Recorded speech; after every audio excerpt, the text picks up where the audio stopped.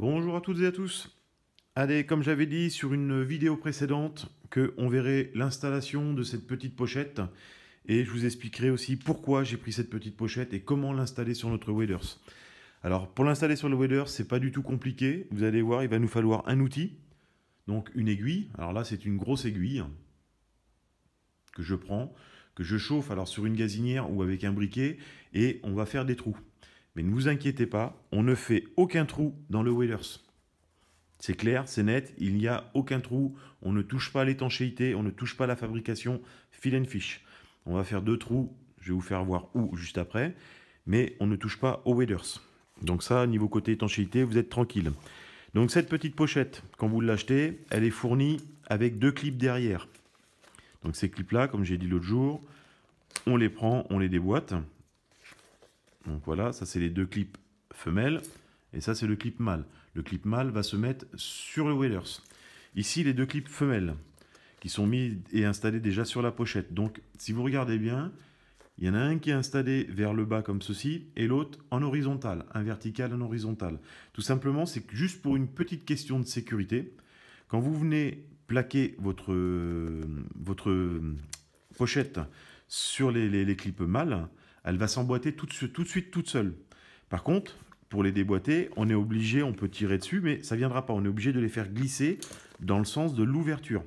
Alors, pour un confort de sécurité et pour éviter que ça se déclipe tout seul, on n'a pas mis tous les deux dans le même sens. Vous voyez, pour le déclipper, on est obligé de soulever celui-là en premier pour faire déglisser l'autre après. Donc, c'est une règle de sécurité que Fill & Fish a mis en place. Alors, s'ils ne sont pas tellement bien mis, vous inquiétez pas, ça se dévisse et peu un peu ici, et vous avez juste à les faire tourner, pardon, donc juste à les faire tourner pour pouvoir les mettre comme vous voulez. Donc pour son installation, c'est simple. Dans votre Waders Fill & Fish, vous avez tous une pochette étanche qui est ici.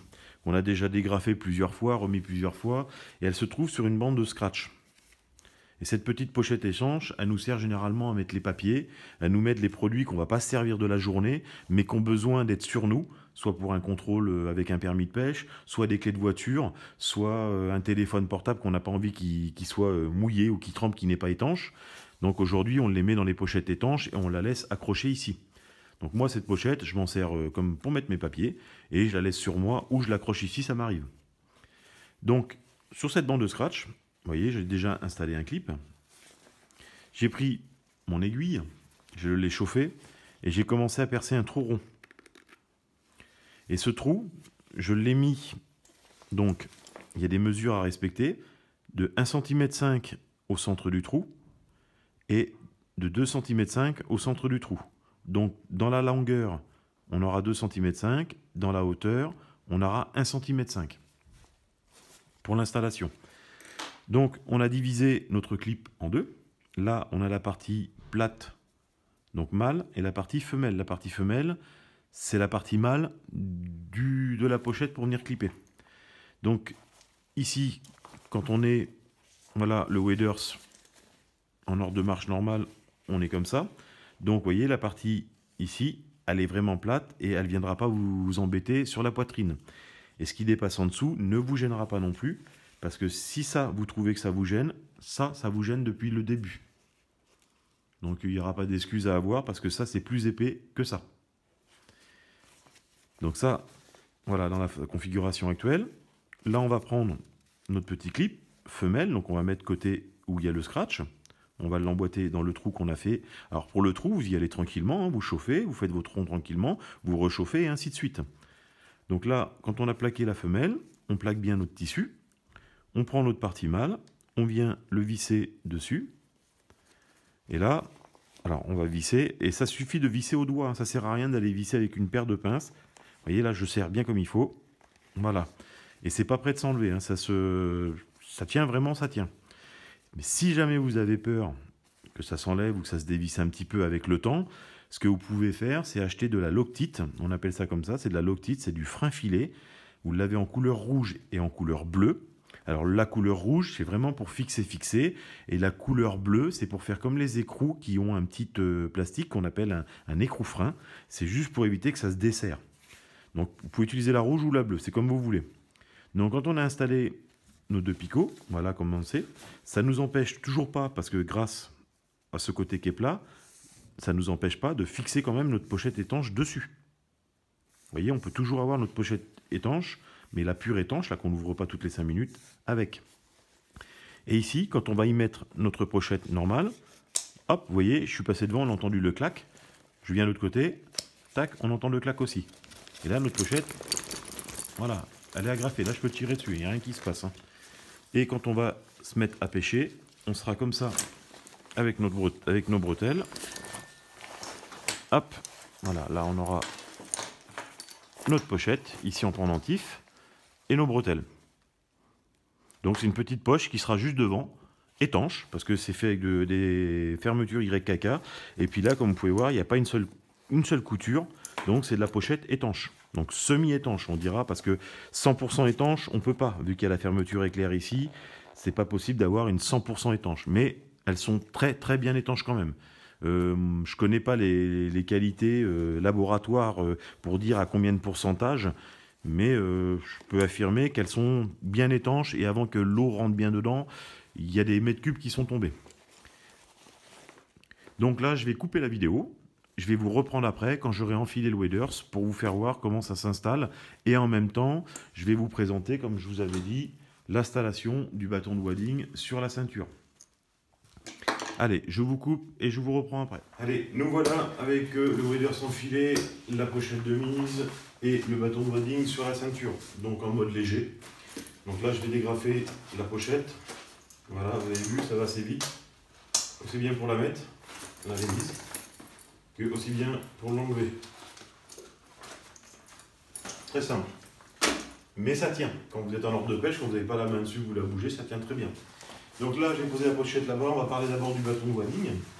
Donc vous voyez le bâton de wading, il ne dépasse pas très loin, il n'est pas gênant. Vous pouvez faire des mouvements autour, vous voyez. Vous êtes tranquille, vous pouvez mettre votre épuisette ici, ça ne vous gênera pas quand vous viendrez la prendre. Ou si vous avez de quoi la clipper en haut, vous pouvez venir tirer dessus. Vous voyez, le mouvement, il ne nous gêne pas. Donc déjà, très bonne chose sur ce bâton-là. Pour l'enfiler sur la ceinture, donc comme vous pouvez voir, il y a 2 passants. Il y a un passant droit, un passant gauche, enfin un passant droite et passant gauche, pardon. Et ces passants-là vont servir justement à réceptionner cette pochette de bâton de wading. Alors, très simple pour le mettre. Vous dégrafez et vous enlevez votre scratch. Vous venez enfiler dans le passant jusqu'au bout et vous venez rescratcher en serrant un petit peu et vous revenez clipper la pression. Alors, comme je vous ai dit, vous pouvez la mettre soit à gauche, soit à droite, il n'y a pas de souci.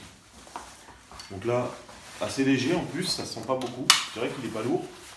Je m'attendais à plus lourd que ça par rapport aux autres bâtons que j'ai qui sont vraiment assez mastoc. Donc là, pas lourd du tout. Et quand j'en ai besoin, j'ai juste à le prendre. Voilà, d'une main, vous avez vu, il se clip tout seul. Niveau solidité, je le trouve pas moins médiocre que les autres. Et c'est vrai que c'est pas une perche, c'est pas un saut à la perche. On va pas s'amuser à faire du saut en hauteur. Non, je le trouve solide, je le trouve quand même stable. Voilà, il se déboîte vite. Vous voyez, moi je fais 1m75, je suis réglé au plus bas et je l'ai déjà à la bonne hauteur. Donc il me permettra vraiment d'appuyer dessus. Je le trouve assez solide. Et puis au niveau des boîtements, vous voyez, tac, tac, il se range assez vite, rapide. Et dès qu'on arrive sur le poste de pêche, qu'on ne bouge plus, dans ce cas-là, hop, on le remet dans sa pochette.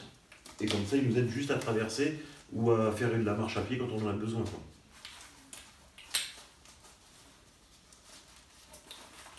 Donc voilà, notre bâton est remis à sa place. Vous voyez, bon, j'ai pas trop l'habitude, parce que d'habitude, je vous dis, l'autre il pendait, il était sur le côté, je le laissais dans l'eau. Les 2 autres bâtons que j'ai eus n'étaient pas aussi efficaces que ça, quoi. Là, c'est vraiment... ouais, il ne gêne pas. Si je veux marcher après sur la terre avec ma canne dans les mains et être tranquille, j'ai pas le bâton qui traîne par terre, quoi. Et puis pour me déplacer dans l'eau, ou après si je veux avoir un appui, ça me fait une 3e jambe au cas où. Maintenant, notre petite pochette, ici. Donc comme je vous ai dit, on ne perce pas le waders. On va toucher qu'à la petite bande velcro qui est ici. Donc là, on retourne notre bande velcro. Et là, avec une seule main, on vient poser hop, notre premier clip. Hop, notre deuxième clip. Vous avez vu? Il clip tout seul. Et puis là, vous pouvez y aller. Je suis fixé. Donc ça ne bouge pas. Même là, si je fais ça, qui a été mal mise. On va essayer. Il faut vraiment y aller, hein, pour que ça sorte. Hein. Donc il faut se casser la goule. Donc là, ça ne bouge pas, sinon. Donc très bien. Pas de souci. Vous avez besoin d'avoir accès à votre matériel. Et ben voilà, vous avez votre plaque à mouche devant, si vous voulez la garder. Vous avez votre petite boîte. Vous pouvez mettre une seule boîte, grande boîte large. Vous avez accès à vos bobines si vous avez besoin. Voilà. Si, toutefois, vous avez un hameçon qui est assez engamé ou vous avez du mal à le décrocher, vous avez vu, on a accès assez rapidement. Voilà, en dessous avec la pochette là. Tac, il suffit de remettre le scratch. Là, les ciseaux pour après s'en aller. Là devant, notre coupe-ongle. Donc on peut avoir notre canne accrochée à ce système là. Et on peut travailler sur notre bading les mains libres, la canne libre, les mains libres. Tout ça accroché à la petite pochette. Donc vraiment top. Et puis surtout le poids, il est réparti sur les bretelles. Aujourd'hui, j'ai essayé énormément de Chespac. J'ai essayé les petits tours de cou, les gros à bretelles de différentes marques.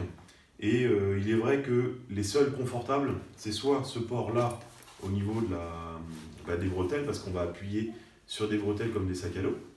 Donc génial. Ou les Chespac qu'on enfile avec système sac à dos. Alors dessus, j'ai discuté avec le propriétaire Phil & Fish. On va pouvoir, donc vous voyez, pour l'enlever facile, donc on va pouvoir lui mettre aussi le Chespac un peu plus gros. Parce que c'est le même anthrax, il a pris la même découpe, le même anthrax. Et si vous regardez bien, sur le Chespac qui est un petit peu plus gros que ça c'est l'équivalent de la petite pochette qui est devant le Chespac. Donc ça veut dire que vous avez encore une pochette qui est un peu plus grande derrière. Donc là, hop, hop, vous voyez, juste poser dessus, ça tient, pas de souci. Vous voyez, il faut vraiment jouer fort. Voilà, il faut vraiment y aller, puis y aller de gauche à droite pour que ça se décroche. Et encore, vous voyez, il n'y en a qu'un qui se décroche, pas l'autre. Parce que c'est celui-là qui est mis dans ce sens-là. C'est pour ça que quand je le secoue comme ça finit par le décrocher. Mais si je le secoue comme ça en deux, il n'y en a pas un qui est peut-être se décrocher. Vous voyez? Donc si je tombe, je peux taper dessus. Voilà, il y a un amorti avec les bretelles, il n'y a pas de souci. Ça arrache rien, ça abîme rien, vous pouvez y aller. Non, je suis content. Je suis content parce que le soir, quand je vais vouloir aller vite fait faire un petit coup de pêche sans m'encombrer de tout le matériel, ou parce que je sais que le terrain il est un petit peu encombrant, ou voilà, j'ai pas envie de m'embêter, je vais juste faire un coup du soir rapide, ou même une journée, une heure rapide, pour ma petite pochette, mes 3 petits trucs dedans, et c'est parti, je peux aller me faire plaisir au bord de l'eau, sans avoir tout un armada. Voilà. Bon montage à tous, au plaisir à tous, et n'hésitez pas à contacter Phil & Fish, et voyez avec lui parce que c'est vraiment génial. Ce qu'il a fait là, c'est au top. Donc merci à Phil & Fish de nous pondre des produits, donc des waders. Vous voyez, l'introduit sous waders, génial. La ceinture pareil, le bâton pareil. Franchement, une marque française qui mérite vraiment que vous vous intéressiez. Voilà, c'est vrai qu'il y a d'autres marques qui sont prestigieuses, qui sont belles. Mais vu le matériel qu'il nous fait, au prix qu'il nous fait, pour moi, vu la qualité-prix, j'ai pas trouvé mieux pour l'instant, quoi. Le Waders deuxième saison, l'autre il m'en a fait je sais pas combien. L'autre Waders précédent, il a un petit trou, je l'ai réparé. Voilà, et il me sert, donc je le défais ici, je roule et ça me sert de pantalon quand je suis en réservoir. Et je vais dans l'eau avec et il ne fuit plus. Donc l'autre Waders, il va avoir sa 5e année là. 5e, 6e année. Et là, c'est sa 2e année à celui-là. Bon, j'avais aussi la couleur bleue qui me plaisait, c'est pour ça que j'en ai profité pour le changer. Donc ça me fait 2 waders. C'est juste une question parce que j'avais envie d'en avoir 2. Donc là. Donc merci à la petite marque Phil & Fish, marque française. Et surtout, n'hésitez pas, parce que c'est pas les prix qui fait que on aura comme excuse que c'est pas top, c'est pas quoi que ce soit. Alors il peut y avoir des soucis de SAV, enfin pas de SAV, d'un collant qui est mal mis ou quoi que ce soit. Contactez Phil & Fish, ils ont un très bon SAV, ils répondront sans problème. Puis n'hésitez pas, quoi. Franchement, on a une marque française pour une fois qui fait des bons produits à pas trop cher. Ça serait dommage de l'avoir de l'avoir crevé, quoi. Donc les gars, franchement, moi je suis satisfait, je suis conquis. Merci Phil & Fish. À bientôt.